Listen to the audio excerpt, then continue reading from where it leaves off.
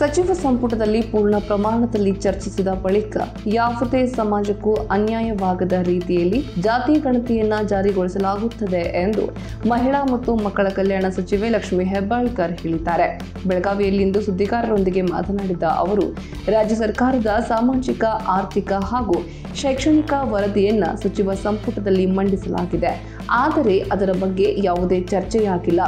ಗಣತಿಯ ವರದಿಯ ಬಗ್ಗೆ ಯಾವುದೇ ಸಚಿವರು ಕೂಡ ವಿರೋಧವನ್ನ ವ್ಯಕ್ತಪಡಿಸಿಲ್ಲ. ಚರ್ಚೆ ಅಪೂರ್ಣವಾಗಿದೆ. ಯಾವುದೇ ಸಮಾಜಕ್ಕೆ ಹಾನಿಯಾಗದಂತೆ ಎಲ್ಲರಿಗೂ ನ್ಯಾಯ ಕೊಡಿಸಬೇಕೆಂಬುದು ನಮ್ಮೆಲ್ಲರ ಉದ್ದೇಶವಾಗಿದ್ದು, ಮುಂಬರುವ ಸಚಿವ ಸಂಪುಟ ಸಭೆಯಲ್ಲಿ ಈ ಬಗ್ಗೆ ಅಂತಿಮ ತೀರ್ಮಾನವನ್ನ ಕೈಗೊಳ್ಳಲಾಗುತ್ತದೆ. ಪ್ರತಿಪಕ್ಷದ ಪ್ರಮುಖರು ಈ ಗಣತಿಯ ವರದಿಯನ್ನ ಅವೈಜ್ಞಾನಿಕ ಎಂದು ಆರೋಪಿಸುತ್ತಿದ್ದಾರೆ. ಆದರೆ ಲೋಪವಾಗಿರುವುದು ಎಲ್ಲಿ ಎಂಬುದನ್ನು ಅವರು ಸ್ಪಷ್ಟವಾಗಿ ಹೇಳುತ್ತಿಲ್ಲ. ಲೋಪದೋಷವನ್ನ ತೋರಿಸಿಕೊಟ್ಟಲ್ಲಿ ಅದನ್ನು ಸರಿಪಡಿಸಿಕೊಳ್ಳಬಹುದಾಗಿದೆ ಎಂದು ಅವರು ಹೇಳಿದರು. ಆ ಚರ್ಚೆ ಮುಂದುವರಿಯುತ್ತೆ. ಕ್ಯಾಬಿನೆಟ್ನಲ್ಲಿ ಚರ್ಚೆ ಆದಮೇಲೆ ಇದ್ರ ಬಗ್ಗೆ ಯಾಕಂದರೆ ಸ್ವಂತ ನಾವೆಲ್ಲ ಕ್ಯಾಬಿನೆಟ್ನಲ್ಲಿದ್ದಾಗ ಚರ್ಚೆ ಆಗಿದೆ. ಖಂಡಿತವಾಗಲೂ ಇದೇನು ಮುಚ್ಚುಮರಿ ಅಂತಲ್ಲ. ರಾಜ್ಯದಲ್ಲಿ ಎಲ್ಲ ಜನರಿಗೆ ಇವತ್ತಿಲ್ಲ ನಾಳೆ ಗೊತ್ತಾಗೇ ಆಗುತ್ತೆ. ಯಾರೂ ಕೂಡ ಇದ್ರ ಬಗ್ಗೆ ವಿರೋಧ ಮಾಡಲ್ಲ. ಚರ್ಚೆ ಎಲ್ಲರೂ ಮಾಡಿದ್ದೀವಿ. ಚರ್ಚೆಯಲ್ಲಿ ಎಲ್ಲರೂ ಭಾಗವಹಿಸಿದ್ದೀವಿ. ಚರ್ಚೆ ಅಪೂರ್ಣ ಆಗಿದೆ. ಮುಂದೆ ಮತ್ತೆ ಕ್ಯಾಬಿನೆಟ್ ಮೀಟಿಂಗ್ ಆದಮೇಲೆ ಸಂಪೂರ್ಣವಾದಂಥ ಬೆಳಕು ರಾಜ್ಯದ ಜನರು.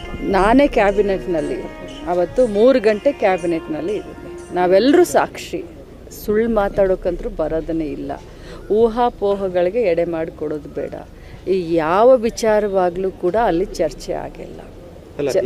ಈ ಮುಸ್ಲಿಮರದಾಗಿರಲಿ ಅಥವಾ ಇನ್ನೊಂದಾಗಲಿ ಎಲ್ಲ ವಿಚಾರಗಳನ್ನು ನಾವು ಬೇರೆ ಬೇರೆ ಬೇರೆ ಆ್ಯಂಗಲ್ನಲ್ಲಿ ಮಾಡಿದ್ವಿ. ಯಾವುದೇ ಸಮುದಾಯಕ್ಕೆ ಅನ್ಯಾಯ ಆಗಬಾರ್ದು, ಯಾವುದೇ ಸಮುದಾಯಕ್ಕೂ ಕೂಡ ತೊಂದರೆ ಆಗಬಾರ್ದು, ಪಕ್ಷಕ್ಕೆ ಹಾನಿಯಾಗಬಾರ್ದು, ಎಲ್ಲರಿಗೂ ಕೂಡ ನ್ಯಾಯ ಸಿಗಬೇಕು. ಇದು ಒಂದೇ ಸಮಗ್ರವಾದಂಥ ಆ್ಯಂಗಲ್ನಲ್ಲಿ ಚರ್ಚೆ ಆಗಿದೆ. ಎಲ್ಲರನ್ನೂ ಜೊತೆಯಲ್ಲಿ ಕರ್ಕೊಂಡು ಹೋಗಬೇಕು. ಮುಂದುಳಿದ ಸಮಾಜ ತೊಂದರೆ ಆಗಬಾರ್ದು, ಹಿಂದುಳಿದ ಸಮಾಜಕ್ಕೆ ನ್ಯಾಯ ದೊರಕಿಸ್ಕೊಡ್ಬೇಕು. ಇದೊಂದೇ ಕಾನ್ಸೆಪ್ಟ್. ಪೂರ್ತಿ ಸುದ್ದಿ ಅಥವಾ ಸ್ಪೆಷಲ್ ವಿಡಿಯೋಗಳನ್ನ ನೋಡಲು ಹಿಂದೆ ನಮ್ಮ ಕನ್ನಡ ಜನಶ್ರೀ ಯೂಟ್ಯೂಬ್ ಚಾನೆಲ್ ಅನ್ನ ನೋಡಿ, ಜೊತೆಗೆ ಲೈಕ್, ಶೇರ್, ಸಬ್ಸ್ಕ್ರೈಬ್ ಮಾಡುವುದರ ಮೂಲಕ ನಮ್ಮನ್ನ ಪ್ರೋತ್ಸಾಹಿಸಿ.